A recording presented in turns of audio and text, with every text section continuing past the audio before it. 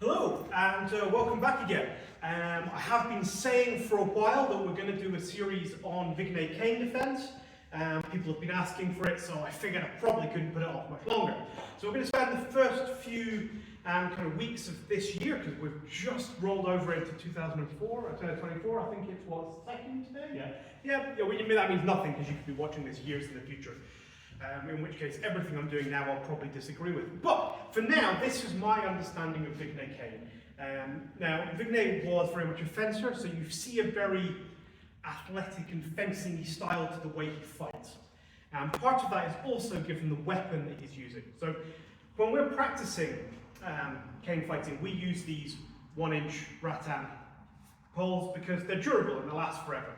But in reality, even these are a bit heavy for the actual equivalent weapon that would have been used, which we're looking at more of a gentleman's swagger stick or city stick. So it is actually quite light, much more like a switch, and less like some kind of hiking pole that I'm going to be bludgeoning someone with.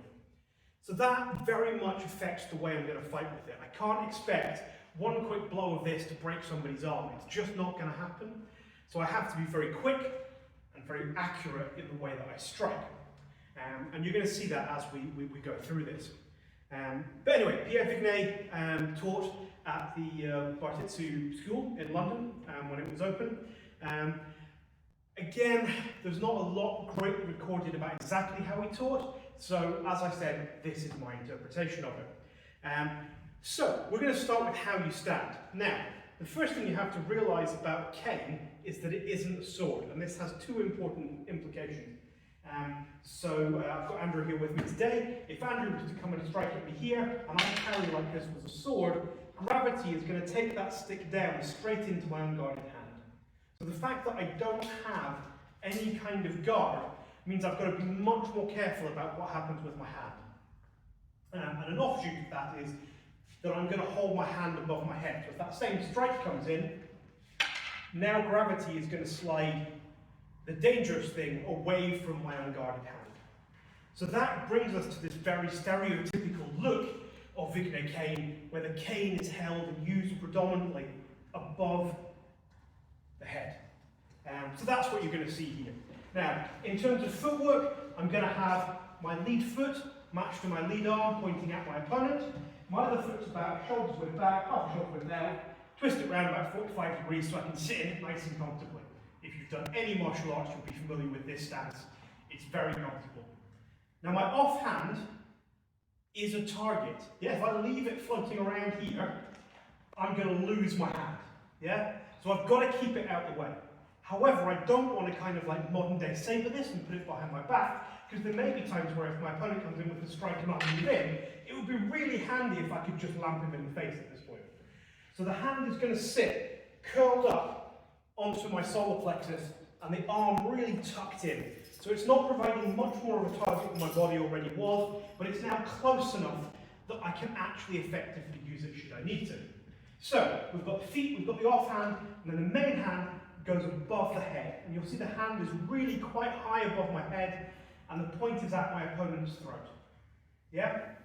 So it is actually very high and out of the way. If I turn to face the camera for that one, this is the kind of general fighting stance that we'll be using. Cane is off to one side because my arm is at the side of my body, and then coming through to the centre line. My body is very square. I'm not pushing on kind of modern fencing style. Very square stance, so that I've got this offhand should I need it. And that's how we're going to stand. And we've got our standard movements and backwards and forwards that you've got in any kind of fencing or fighting. And then really we're just going to look very simply at the most basic attack, which is if I'm here and my opponent is, and my opponent is in guard here, one of the obvious tactics I can use is to turn my hand and strike down on my opponent's hand. Yeah, if I can break his fingers, or even just make him swell up and hurt a lot, he can't fight as well. I have injured his fighting hand. Okay, he's smiling because he's left-handed and he's holding the cane right-handed at the minute. But I am still taking away his options by destroying his hand. So from here, it is a quick circle. Now what you'll notice is, my hand turns and strikes, but the whole time until the strike happens, this is staying very high. I don't bring my hand down here. One of the golden rules when we're dealing with Vigny cane fighting is the hand should never come below the line of the eyes. Now in reality it does, because that's a stupid rule, but we try to keep the guard as high as possible, because the minute I come over and do this and he moves his hand out of the way, my head is now completely open and I have lost this fight. Whereas if I keep my guard high and miss, and that strike comes back, my hand is here ready to guard again.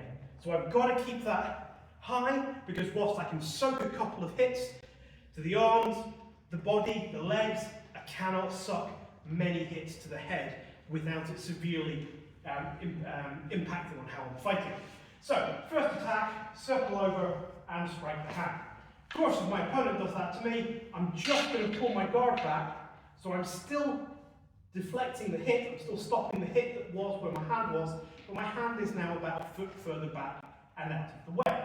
So my opponent comes in to attack, and I just move my hand back. I keep exactly the same cover, my guard's still on the centre line, I've just moved my arm back so that my hand is no longer a target. And then from there, I can return the attack. So attack comes in, boom, I can then swing over and land an attack on my opponent's head, my opponent's arm, wherever I choose to hit from that point.